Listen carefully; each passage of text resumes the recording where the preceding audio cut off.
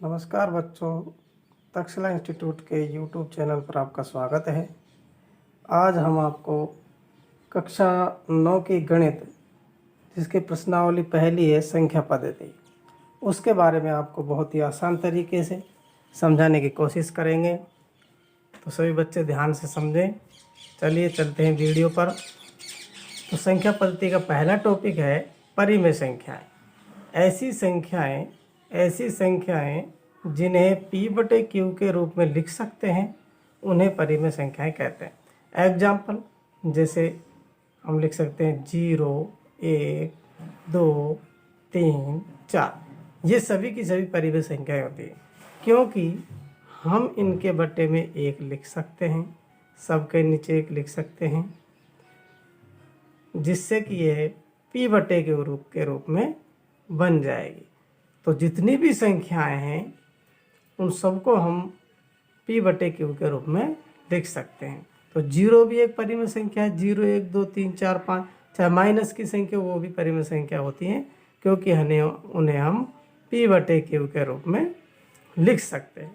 तो ये हो गई परिमेय संख्याएं। यानी कि माइनस की संख्याएं भी हम ले सकते हैं इनमें, जैसे -2/3, -4/5, -6/7। यानी कि जो संख्या भिन्न के रूप में हो, उन्हें हम परिमेय संख्याएं कहते हैं। क्या कहते हैं? परिमेय संख्याएं। अब हम चलते हैं इसके अगले टॉपिक पर, जो हमारे इसमें 3 टॉपिक दे रखे हैं। नंबर 1 है अगला टॉपिक में प्राकृत संख्याएं। प्राकृत संख्याएं ऐसी संख्या प्राकृत संख्या किसे कहते हैं वो देखें। ऐसी संख्याएं जो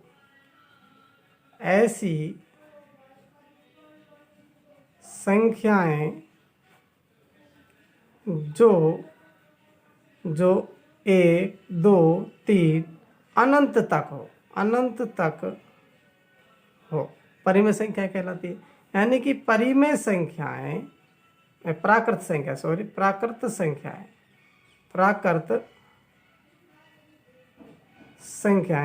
होती हैं 1, 2, 3, 4, ऐसे अनंत तक होती हैं। दूसरा जो हमारा टॉपिक आता है वो आता है पूर्ण संख्याएं। अपूर्ण संख्या 0 से स्टार्ट होती है। 0, 1, 2, 3 ये भी अनंत तक होती हैं। प्राकृत संख्या 1 से शुरू होती है, 1 से अनंत तक, और पूर्ण संख्या 0 से अनंत तक। अब हमारा जो तीसरा टॉपिक आता है संख्याओं के बारे में, वो आता है पूर्णांक संख्याएं। जो तीसरा टॉपिक आता है वह है हमारा पूर्णांक संख्याएं। पूर्णांक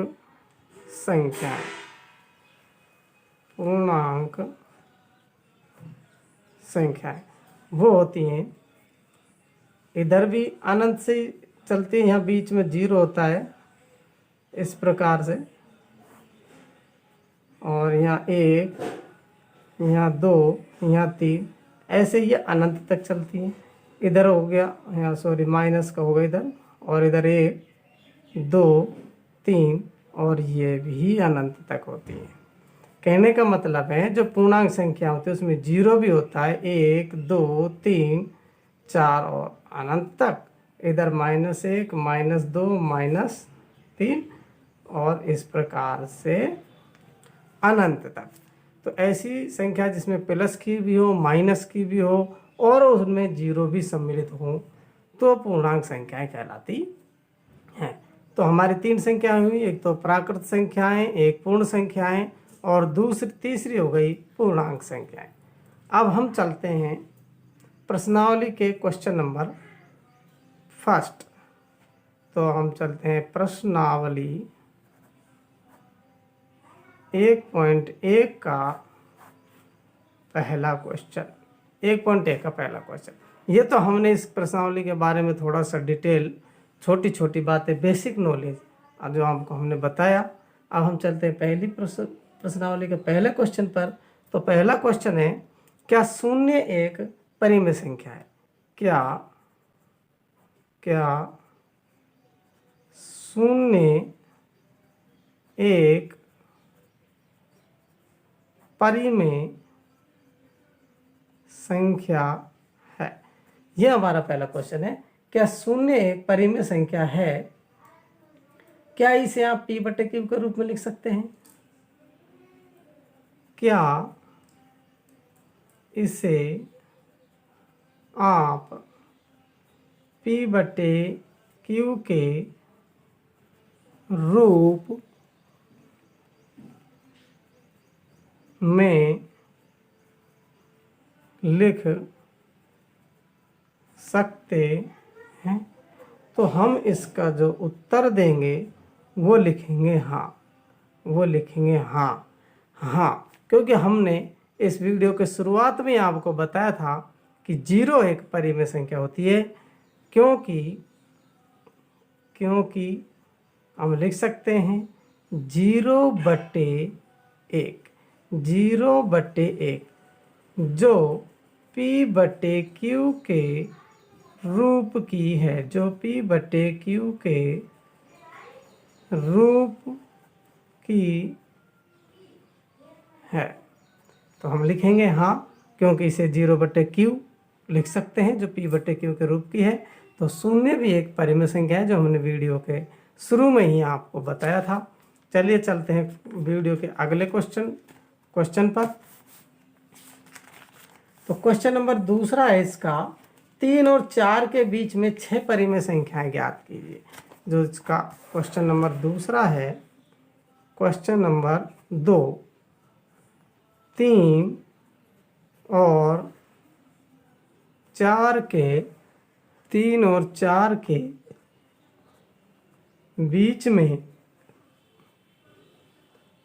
6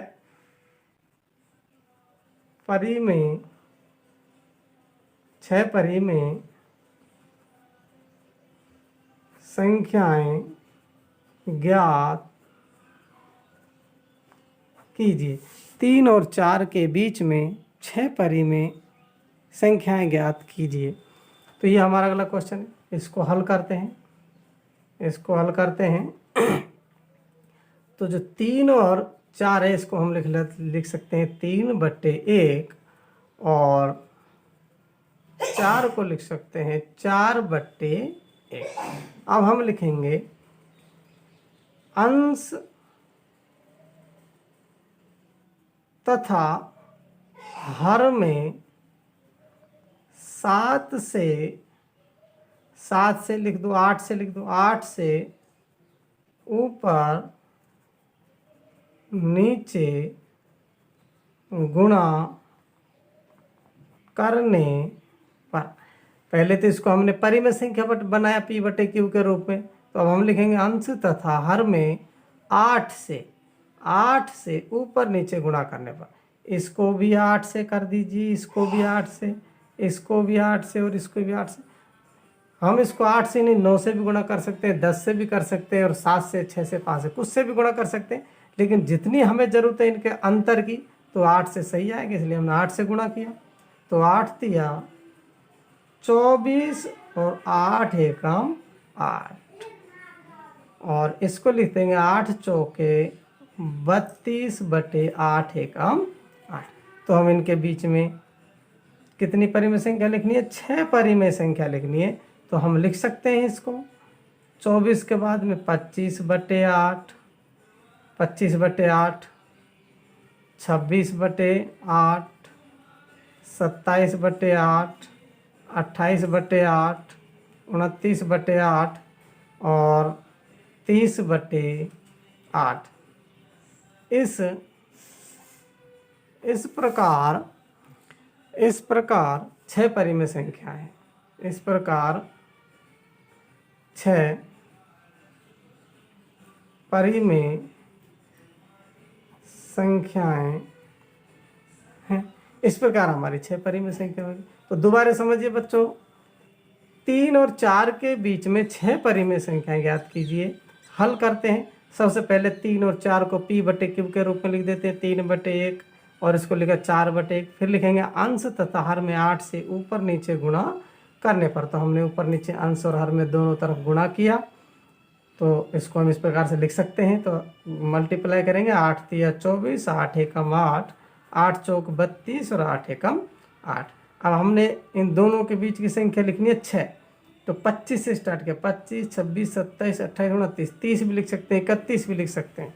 अभी हमारे पास 2 संख्याएं और बची हुई है, लेकिन हमसे 6 के बारे में पूछा है तो हमने 6 संख्याएं इनके बीच में लिख दी। तो मैं समझता हूँ ये क्वेश्चन आपको बहुत ही आसान तरीके से समझ में आया होगा। तो चलिए क्वेश्चन नंबर, अगला क्वेश्चन है तीसरा, क्वेश्चन नंबर 3। अगला क्वेश्चन है 3। 3/5 और 3/5 और 4/5 के बीच, 4/5 के बीच, 3/4 और 4/5 के बीच 5 परिमेय संख्याएं ज्ञात कीजिए। बीच 5 परिमेय संख्याएं ज्ञात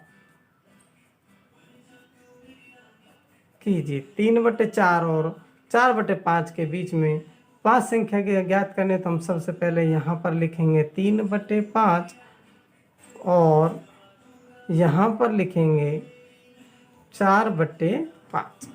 तो अब हम लिखेंगे इसको अंश तथा हर में, अंश तथा हर में 6 से ऊपर नीचे गुणा करने में, 6 से भी कर सकते हैं, 7 से भी कर सकते हैं, यानी कि 7 से ऊपर नीचे गुणा करने पर अंश तथा हर में 7 से ऊपर नीचे गुणा करने पर, तो इधर भी 7 से ऊपर नीचे गुणा, इधर भी 7 से ऊपर नीचे गुणा, वही पहले वाले क्वेश्चन में जो किया था वही काम हम इस क्वेश्चन में भी करेंगे। तो दोबारा समझिए, अंश तथा हर में 7 से ऊपर नीचे गुणा करने पर। तो आपको सही तरह दिख रहा होगा।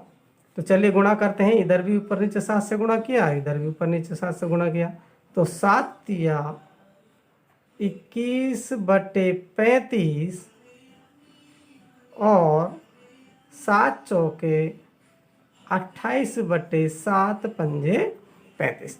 तो हमें लिखनी है 5 परिमेय संख्याएं। कितनी? 5 परिमेय संख्याएं। 5 परिमेय संख्याएं।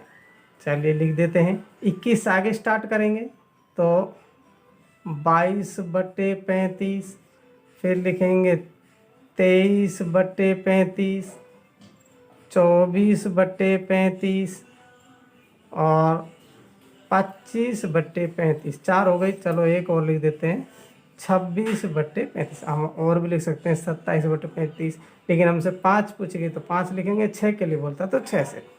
मान लो 5 से ज़्यादा बोले, 8 संख्या बोल दे, तो 8 के लिए हम 7 की जगह इसको 8 से गुणा कर देंगे, 9 से ऊपर नीचे गुणा कर देंगे। जितनी ज़्यादा संख्या पूछेगा उतनी बड़ी संख्या से ऊपर नीचे गुणा कर दो, हमारा अंतर बढ़ता ही जाएगा। और जैसे ही अंतर बढ़ेगा उनके बीच की संख्याएं भी हमें बढ़ती हुई मिल जाएंगी। तो यह हमारा तीसरा क्वेश्चन कंप्लीट हुआ। तो चलिए आज की वीडियो में बस इतना ही। थैंक यू, धन्यवाद। यदि आपको ये हमारी वीडियो पसंद आती है, अच्छी लगी, तो प्लीज़ चैनल को सब्सक्राइब करें, लाइक करें। धन्यवाद।